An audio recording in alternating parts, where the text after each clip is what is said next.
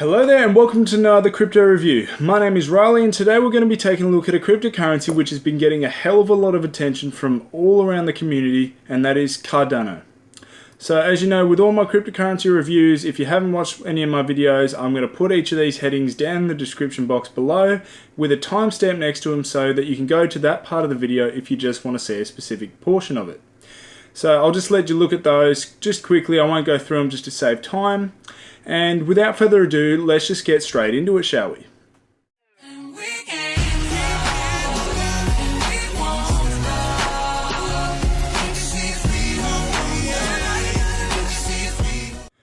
Alright, so let's start with the basics. And first we want to talk about what is Cardano. And well, Cardano is a project which is aiming to develop a smart contract platform which does not have the flaws of current other platforms like Ethereum. And it plans to bring new technological features with it. The cryptocurrency used on the Cardano platform is known as ADA. And for the ADA coins, we currently have circulating about 26 billion coins with a total supply of 31 billion coins, which is actually quite a lot of coins. But I'll sort of explain why there's so many coins later on in the video. So some features of Cardano. First of all, its blockchain language is Haskell, and this is not a very popular language, but it is a mathematical language which is really secure. And that's sort of really what Cardano is all about. They want to create a nice, secure, robust protocol. And for their protocol, they use a proof-of-stake algorithm known as Ouroboros. And this is a really highly secure protocol which has been built upon peer review academic research. And so what happens for Cardano, it's really based on a lot of maths and a lot of academia and science. And so when they are developing things for the platform, they will have a global network of researchers and scientists upon which they will propose ideas, and these ideas will be peer reviewed before being implemented. It was developed, Ouroboros was developed with help from the University of Edinburgh, University of Connecticut, the IOHK, which I'll get into in a second, and the Tokyo University of Technology. And this is what I mean by that global network. They've got people all around the world of great academic standard. It also, this proof-of-stake algorithm really solves one of the big scalability issues faced by proof-of-work cryptocurrencies like Bitcoin, and that is using energy. And energy is not really an aspect of scalability that people talk about too much. It's often things like transaction volume, fees, and transaction times. They also have blockchain-based governance, and so decisions regarding the future of the cryptocurrency and the platform can be voted on by holders of the token, the ADA token, I should say, and then once they have been voted in, they will be enacted into the protocol. This will probably arise in the form of a sort of a library where the protocols can be made and put forward, and then people who are holders can vote upon those proposals. What this does, it's likely to prevent a hard fork due to the level of democratization. However, any of new features that will be implemented will be very difficult to remove, as it will be written into code, and this is really a thing where code is law.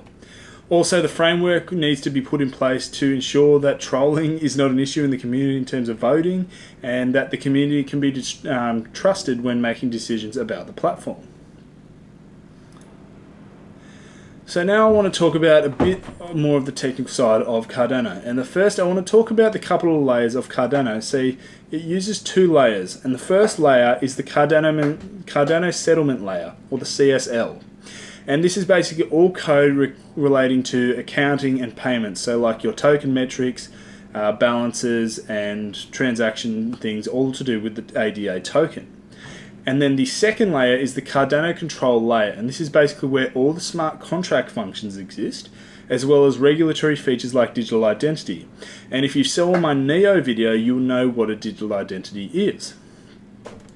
Smart contracts can be executed with or without the use of metadata, unlike Ethereum or Neo, and this is a really good thing for scalability, as it can really streamline smart contracts and reduce the sort of bulkiness of the contracts that Neo and Ethereum more so really has now. This also allows for scalability and other updates to be performed on the computational layer without disturbing the settlement layer, and this is a really good thing because it really I guess it keeps everything flowing nicely without having to worry about sort of issues bugging the system. And these two layers allow for Cardano to be efficient and simple whilst being robust and flexible. And this is like sort of what they're trying to do is they're trying to be a hybrid of sort of a decentralized currency like Bitcoin or Litecoin and a smart contract platform like Ethereum or Neo. So now let's get into how this sort of blockchain works. And first of all, I want to talk about epochs. And an epoch is a bigger period of time for which it is known in advance, so that it's a set period of time, which you will know who will have the right to generate a block in each slot.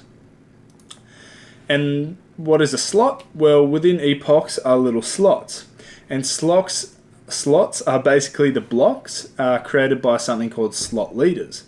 And a slot leader is a node who is randomly picked by an algorithm to verify the next block. So they're the equivalent of miners on the Cardano chain. And what happens is they become a slot leader for a block, they verify that block, and then they step down and let another node verify the next block. And the more tokens you own, the more likely you are to become elected as a slot leader. It's sort of like winning a lottery with more lottery tickets. And so if you don't really understand, I'm going to give you a simple analogy for it. Epochs are just like a roster at your workplace, like your work schedule for the whole sort of workplace or company. And it can run for an arbitrary amount of time, just like a roster, e.g. a week or a month. And each slot is like equivalent to a single work shift by a single person. And only one person can be working that shift or slot, but nonetheless someone has to be working that slot or shift. And then after that shift or slot is finished, they will hand over to someone else so they can begin their shift or their slot.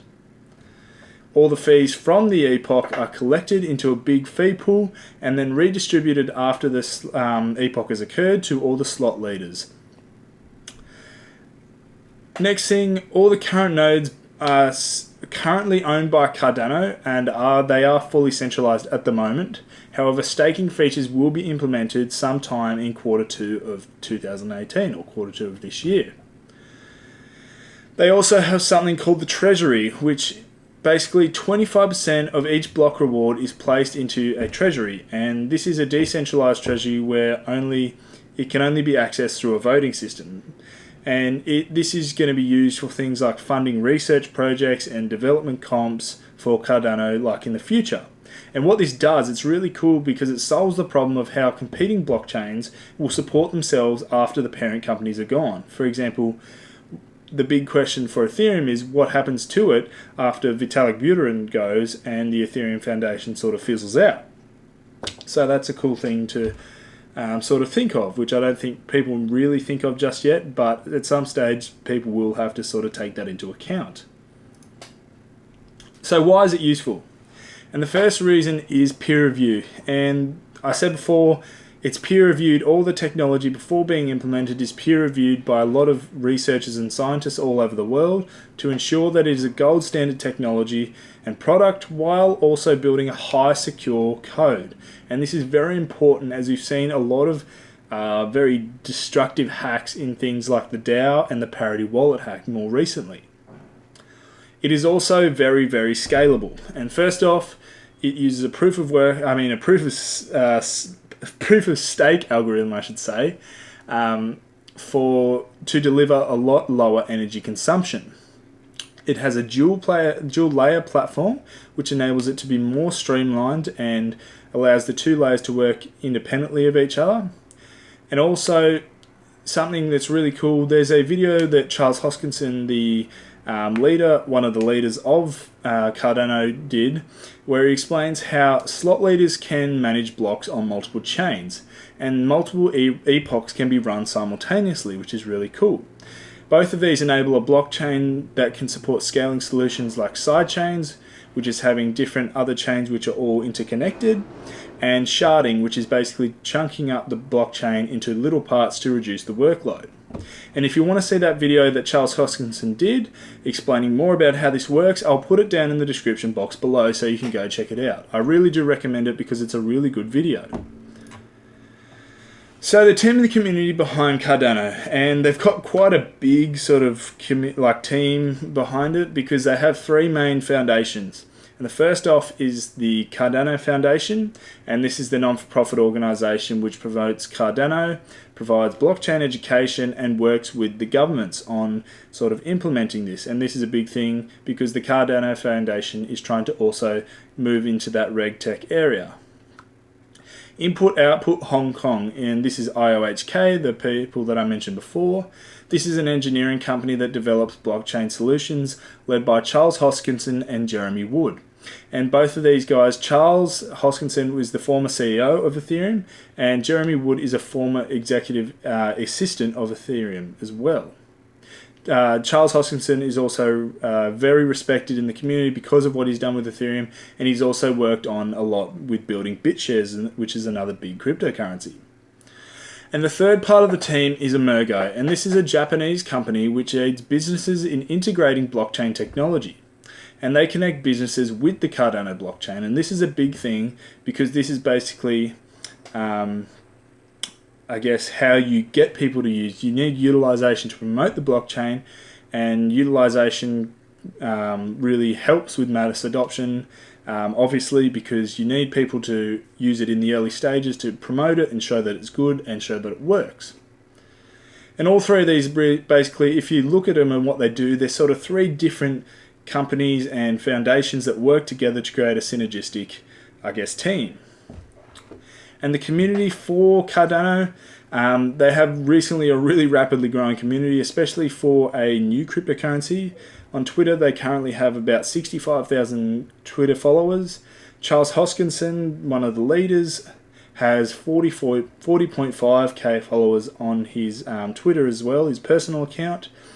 And also they do a lot of regular updates where they update the roadmap every 30 days. So that's a really good thing because it means development and it means transparency with the team, which is something that you really want to look for. In terms of buying and storing, first off, just so I don't have to click off, the storing options, you only have one currently, and I don't know how to pronounce this. I think it's Daedalus Wallet. This is an official wallet which is developed by the team, and it seems to be working so good so far. However, I haven't heard much on any other support for new wallets coming in the future other than Ledger Nano S wallet support coming, I believe, sometime this year. And so in terms of buying Cardano, the main two places I would look to buy is either Bittrex or Binance, all these other exchanges that not really exchanges that too many people use and they don't really have much liquidity. But if you haven't signed up for one of these, you're probably going to have trouble doing it now because they're really getting bottlenecked with the amount of people who are trying to sign up and they can't take any more in at the moment. But if you've been in the cryptocurrency for at least a little bit, cryptocurrency space I should say, you probably have one of these exchanges. Also, the future of ADA. And first I want to talk about the roadmap. And first thing we have is the Shelley implementation, and this is Q2 2018.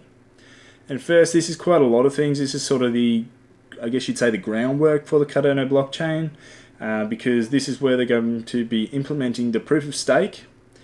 Then they're going to be adding multi-sig, which is basically transactions which require more than one signature to verify it. Quantum resistant signatures, which although not relevant really just yet, they will be relevant sometime in the future. Light clients, so this will just be a way to streamline the clients for average users like you and me, so we don't have to download the whole blockchain, and it can increase the efficiency of the process. Have the voting center launch, which is kind of like that library thing that I was talking about before, where proposals will be held and people can vote for them. And also a debit card where you can use your Cardano to pay like another Visa card, basically.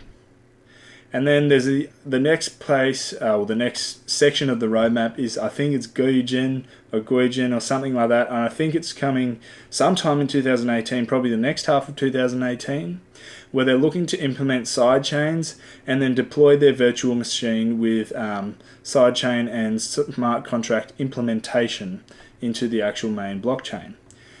And I know what you're probably thinking, man, that's a lot. And yes, it is a lot. But if they can do this, that is going to be a really, really good feat. And I'm going to see a lot of positivity for the future of Cardano if they do it. And so just a couple of points from me. My thoughts, this project is hugely ambitious in what it's trying to do, and it has the potential to take on the whole crypto space by itself, because it's trying to be a blend between a decentralized currency like Bitcoin and a development platform like Ethereum, and that's probably the two biggest markets we have in cryptocurrency right now. And if it can do this successfully, man, the sky's the limit for this coin. Like, I really do love the idea of this coin, but that leads me on to my next point. And although it is such a great project and I really do like it, the current market cap is just way too unjustified. And I'm going to look at that now as we go into the technical analysis. So first of all, actually, before I go into the charts, I want to have a look with the market cap.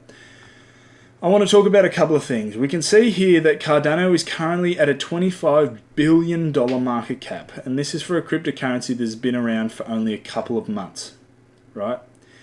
I want to just compare a few things for you just to gain a bit of perspective. If we look at the Ethereum charts here, Ethereum is something which has been around for quite a while now. It's been basically the second cryptocurrency for a long time now. And we can see here from basically June till late November last year, Ethereum was sitting at a similar market cap to what Cardano is now.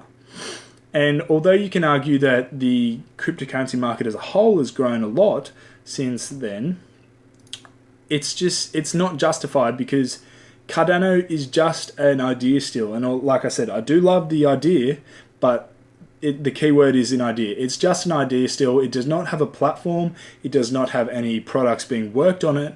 Like Ethereum, although it may not be perfect, it has had a long history of people launching ICOs and different tokens and platforms on the Ethereum blockchain. And that's just something which doesn't really make sense to me, because basically there's $25 billion. This is a $25 billion idea. And it's kind of crazy because we have other things like, I'm not trying to promote or shill this cryptocurrency here, but like Stellar Lumens is a great platform which is being used currently and has working partnerships with good companies like IBM, yet it's only worth half of what Cardano is. This working platform is only worth half of an idea, which is really something to think about. And that really leads me on to my next point with the technical analysis.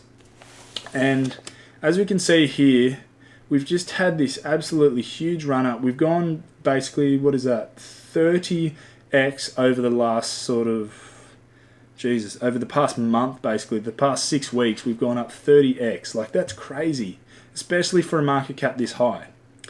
And as we can see, we're starting to pull back a bit, but to be honest, I would not buy any now. I will buy some when it does go lower, because I really do love the project. I do think it's going to be a great project for the future and a great long-term hold. But short-term, I'm definitely not buying any. And although I'm not a financial advisor, and this is not financial advice, I really I would not buy any personally, because this is just so overextended that it's just not funny.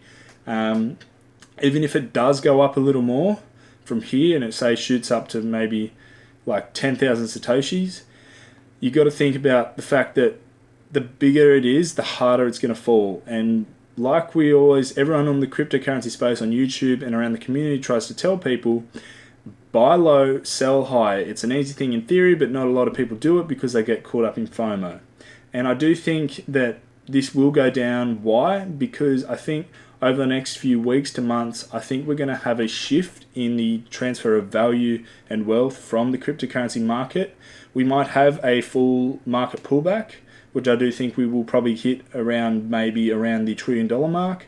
But I do think we're going to see a lot of money moving back into Bitcoin over the next few months, and some of the alts that have run up hugely like this are really going to bleed out.